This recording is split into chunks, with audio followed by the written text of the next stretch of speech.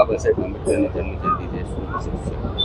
આજે આપણા સૌના વંદનીય પૂજ્ય બાબા સાહેબ આંબેડકરની જન્મજયંતિ છે. એ નિમિત્તે રાજકોટ શહેર ભાજપ દ્વારા પુષ્પાંજલિ નો કાર્યક્રમ અહીંયા રાખવામાં આવ્યો છે.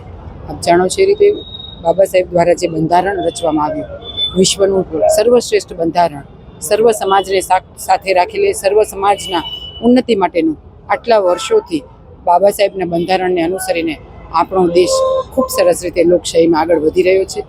એ નાનામાં નાના માણસને કેવી રીતે માન સન્માન મળે, દરેક લોકોને સાથે રાખી શકાય, દરેક લોકોને સમાન હક મળે અને સવિશેષ નારીઓને શિક્ષણ અને સમાન હક મળે, એ માટે થઈને બાબા સાહેબે આજીવન પ્રયત્ન કર્યા હતા.